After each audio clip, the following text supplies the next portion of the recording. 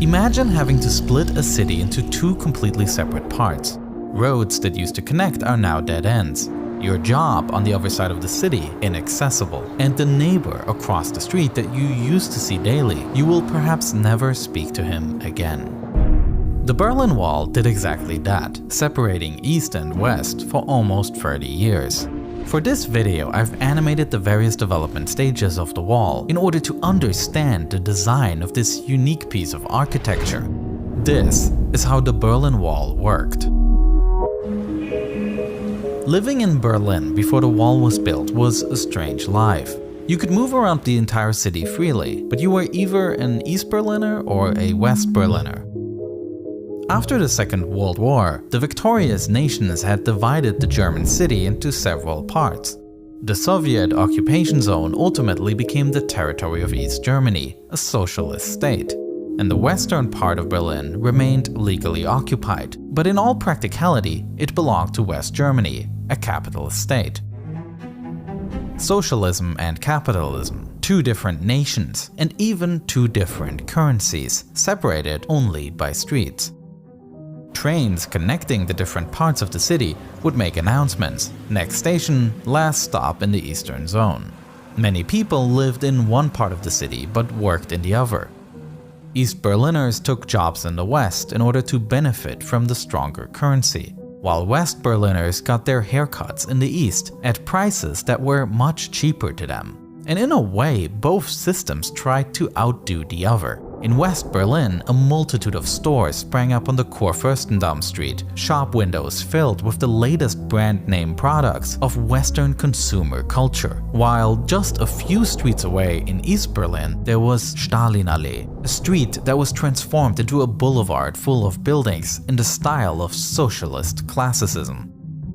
But this open coexistence of two systems wouldn't last long. On the 13th of August 1961, Berlin woke up to a divided city. The East German government closed the border, which means that families were split apart.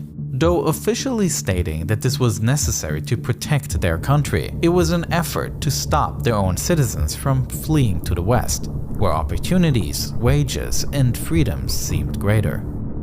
At the start, this was just a wall in name. It mostly consisted of fences and loose pieces of barbed wire, manned by guards. There were some unguarded stretches, and it was even possible to jump across.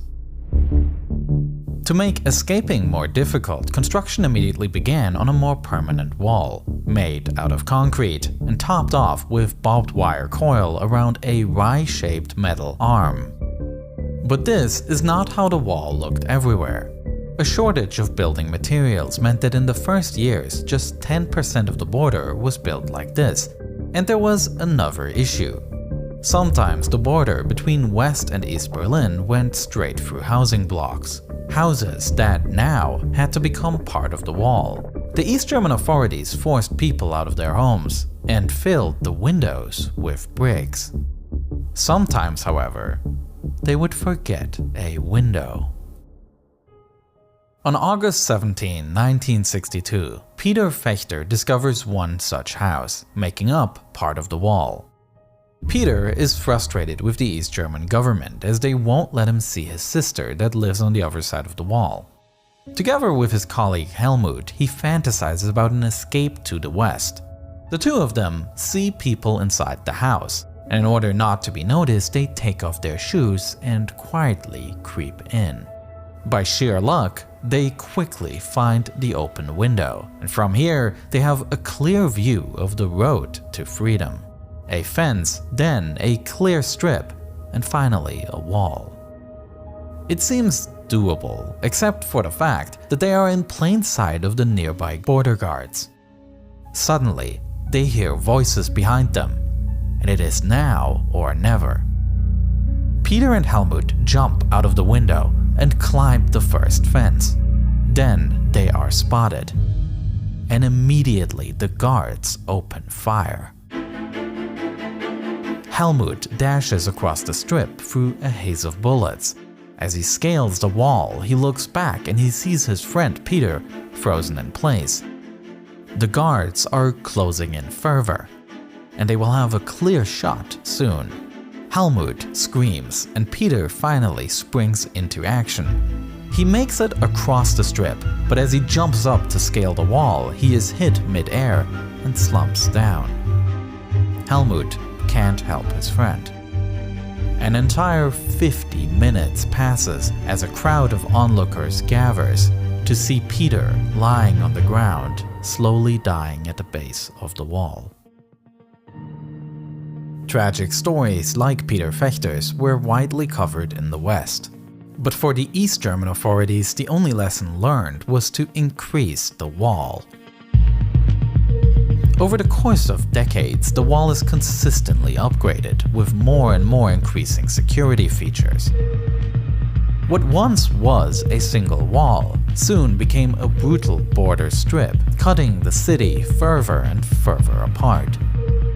As improvements to the wall were made, escape attempts shifted to new methods, and the wall would be expanded again, a back and forth that was repeated until the last version of the wall was built.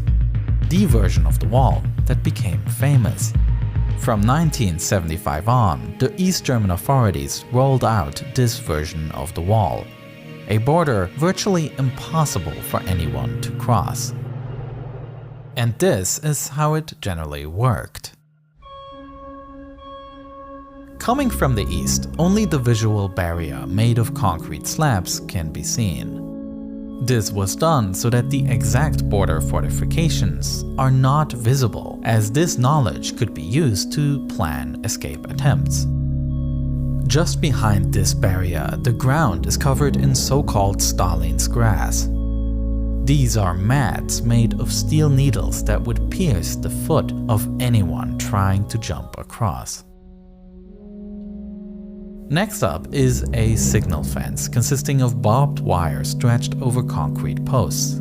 Anyone trying to scale this fence would quickly press the wires together, triggering an alarm and notifying the guards in a nearby watchtower.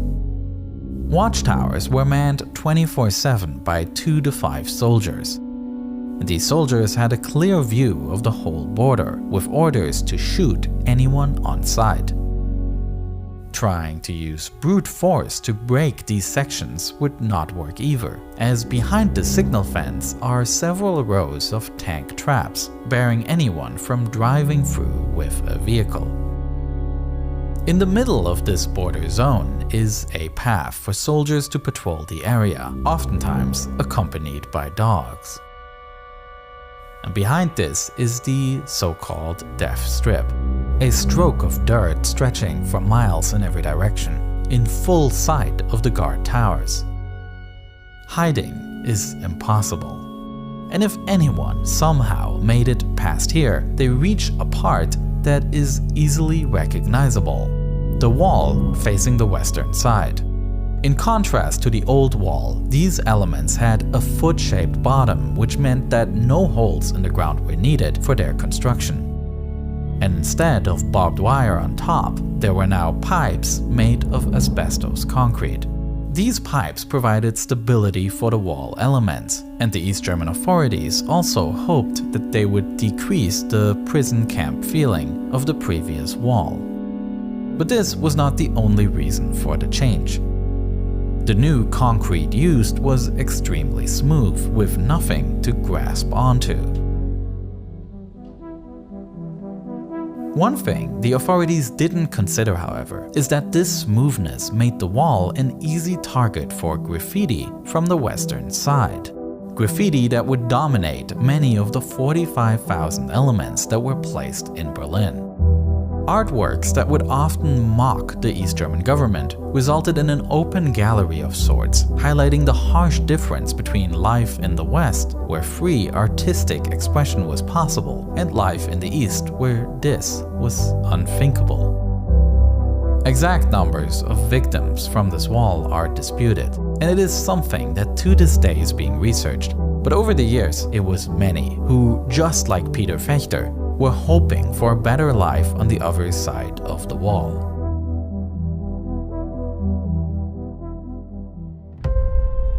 But the Berlin Wall was only a small part of the division of Germany. In addition to Berlin, the whole country was also divided into two parts, and some people made daring attempts, risking their lives to try to get to freedom. For example, the two friends Günter Wetzel and Peter Strelzig, who wanted to build a better life for themselves in the West. And after coming across an article